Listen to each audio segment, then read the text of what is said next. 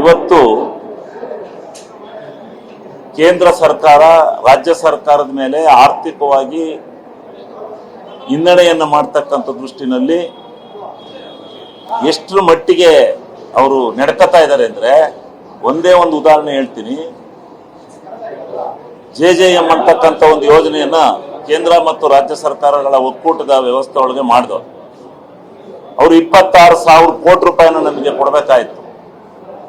ಆದರೆ ಕಾರ್ಯಕ್ರಮಗಳನ್ನೆಲ್ಲ ಮಂಜೂರಾತಿ ಮಾಡಿ ಆದ್ಮೇಲೆ ಬೇರೆ 11,000 ಕೋಟಿ ರಿಲೀಸ್ ಮಾಡಿ ನಾಟಕ ಆಡ್ತಾ ಇದ್ದಾರೆ.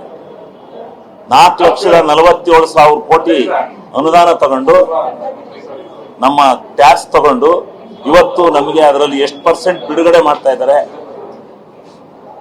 ಎಲ್ಲ ಕೇಂದ್ರ ಸರ್ಕಾರದ ಮ್ಯಾಚಿಂಗ್ ಗ್ರಾಂಟ್ ಅಲ್ಲಿ ಏನ್ ಕ್ರಿಯಾ ಯೋಜನೆಗಳು ನಡೀತಾ ಇದ್ದೋ ಎಲ್ಲವನ್ನ ನಿಲ್ಲಿಸ್ತಕ್ಕಂಥ ಕೆಲಸ ಮಾಡಿದ್ದಾರೆ.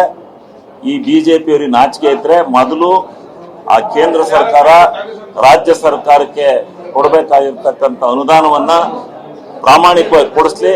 ಆಮೇಲೆ ಉದಯಗಿರಿಯಲ್ಲಿ ನಡೆದಂತ ಘಟನೆನ ಯಾವುದನ್ನು ಬೇಕಾದ್ರೂ ನಾವು ಹೆಚ್ಚಿನ ರೀತಿಯಲ್ಲಿ ಸೌಹಾರ್ದಯುತವಾಗಿ ಕೂತ್ಕೊಳ್ಳೋಣ. ಈಗ ನಮ್ದು ಜಾತ್ಯತೀತ ರಾಷ್ಟ್ರ, ಪ್ರಜಾಪ್ರಭುತ್ವ ವ್ಯವಸ್ಥೆ ಒಳಗೆ ಸಂವಿಧಾನದಲ್ಲಿ ಸಮಾನವಾದಂತ ಹಕ್ಕನ್ನು ಕೊಟ್ಟಿದ್ದೀವಿ.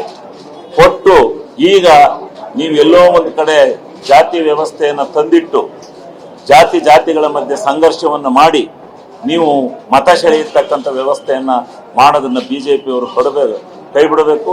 ದೇಶದಲ್ಲಿ ಅಶಾಂತಿ ನೆಲೆಸಲಿಕ್ಕೆ ಕಾರಣರಾಗಿರ್ತಕ್ಕಂಥ ಬಿಜೆಪಿಯವರು ಮನಸ್ಸನ್ನು ಪರಿವರ್ತನೆ ಮಾಡಿಕೊಂಡು ಸಾರ್ವಭೌಮತ್ವ ಸರ್ವ ಜನಾಂಗದ ಶಾಂತಿಯ ತೋಟವನ್ನಾಗಿ ಈ ಭಾರತ ದೇಶವನ್ನು ಮಾಡಬೇಕು ಅಂತಕ್ಕಂಥ ಮನವಿಯನ್ನ ಬಿಜೆಪಿಯವರಿಗೆ ಕೊಡ್ತಾ ಇದೀವಿ. ನೀವು ಇದೇ ರೀತಿ ಏನಾದರೂ ಈ ಸಂಘರ್ಷವನ್ನು ಮಾಡಿಕೊಂಡು ದೇಶವನ್ನ ಅಶಾಂತಿಯ ಮಡಿಲಿನಲ್ಲಿ ತಳ್ಳಿದ್ರೆ ನೀವು ಬಿಜೆಪಿಯವರು ಇದರ ಪಾಪದ ಕೂಸನ್ನು ನೀವು ಹೊರಬೇಕಾಗುತ್ತೆ. ಬಿಜೆಪಿಯವರು ಎಚ್ಚರಿಕೆಯಿಂದ ಇರಿ ಅಂತಕ್ಕಂಥದ್ದನ್ನು ನಾನು ಈ ಸಂದರ್ಭದಲ್ಲಿ ಹೇಳಿ ಬಯಸ್ತೇನೆ.